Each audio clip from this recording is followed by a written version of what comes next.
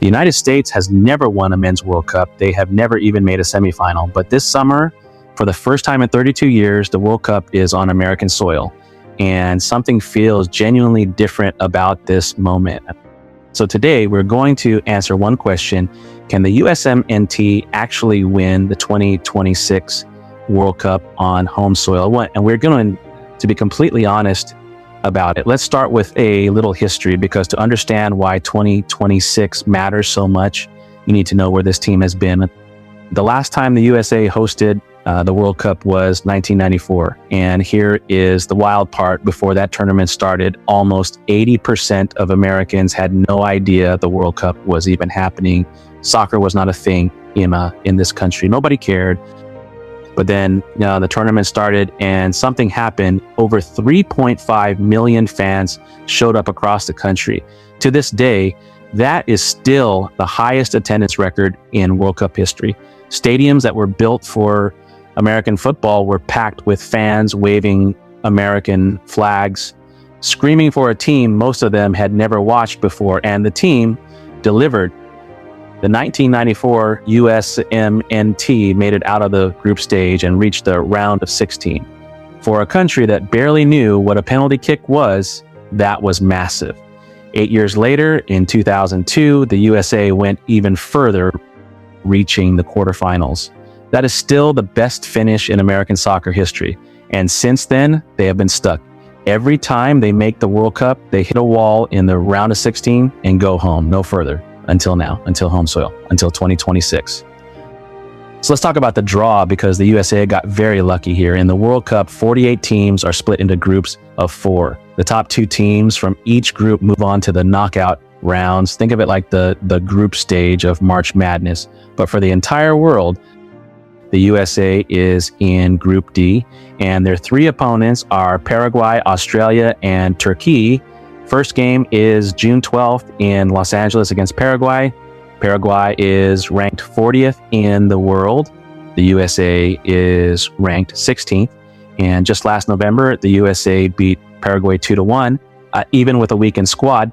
This is the game the USA must win. Second game is June 19th in Seattle against Australia, another team the USA has beaten recently on American soil. Very winnable. Third game is June 25th back in Los Angeles against Turkey. This is the danger game. Turkey is ranked 22nd, and they beat the USA 2-1 in a friendly last summer. Do not sleep on Turkey. But overall, this is one of the most favorable draws the USA could have asked for. Experts give the USA a 33% chance of winning the group and advancing as the top seed. That is the best position to be in going into a World Cup. Now, let's talk about the players, because this is where it gets really interesting. Christian Pulisic, he is the captain, the face of American soccer. He plays for AC Milan in Italy, one of the most famous clubs in the world. He has 84 caps for the national team, which means he has played 84 times for the USA, more than almost anyone in team history. Americans who follow other sports think of him as the Derek Jeter of U.S. soccer. He carries the identity of the team on his back. The pressure on him this summer is enormous. He has been in a goalless stretch going into the tournament, but his coach is standing behind him completely. Weston McKennie, he plays for Juventus in Italy, another legendary club. His coach at Juventus literally said that Juventus is Weston McKennie plus 10 other players, meaning he is their best player. He does everything in midfield. He scores, he defends, he leads. Think of him as the team's engine. Tyler Adams, he plays for Bournemouth in England, and he is one of the best defensive midfielders in the world for his age. Every great team has a player who does all the dirty work that nobody notices. Adams is that player. He is the reason the team does not fall apart when things get difficult. Gio Reyna, this is the wild card.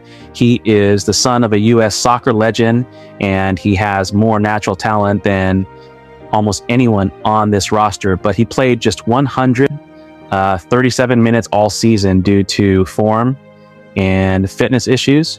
Many people thought he should not even make the squad.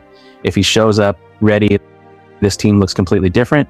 If he does not, it is a wasted roster spot. And then there are the strikers, Folarin Balogun and Ricardo Pepi. Together, they have scored 13 goals since mid-February. They are on fire going into this tournament. The USA has struggled for years to find reliable strikers. These two might finally be the answer. Now let's talk about home advantage, because this is the real factor that nobody is talking about enough. All three of the USA's group stage games are on American soil in Los Angeles and Seattle, in front of 70 and 80,000 screaming American fans. Think about what that means. In 1994, players from that team said the crowd energy changed everything. They said they could feel the whole country fall in love with soccer in real time. That kind of energy does not just feel good. It physically changes how a team performs. Coach Pochettino has publicly stated his goal is to reach the semifinals, not just the quarterfinals, the semifinals.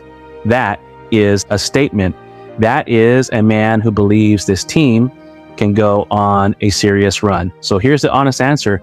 And we're going to give you 3 scenarios. Best case, the USA wins Group D, gets a favorable matchup in the next round, and rides the home crowd all the way to the quarterfinals or beyond. Pulisic finds his form, Reyna clicks, the whole country loses its mind. This is the 2002 moment, the run nobody saw coming. The chance of this, maybe 20%.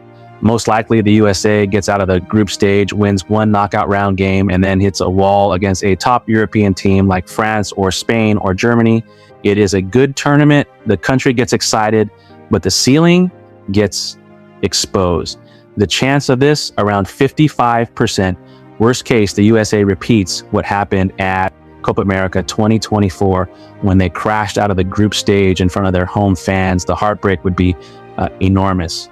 Chance of this, around 25%. So can the USA win the entire World Cup? Probably not. The odds say it. The history says it.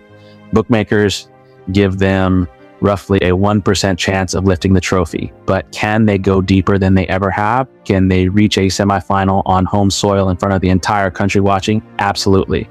And if they do, it will change American soccer forever, just like 1994 did.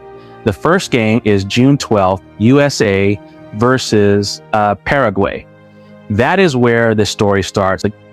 If you want to follow along and actually understand what is happening, subscribe. Every video on this channel is made for American sports fans who are just getting into soccer. No complicated tactics. No assuming you already know anything. Just the sport explained simply for people like you.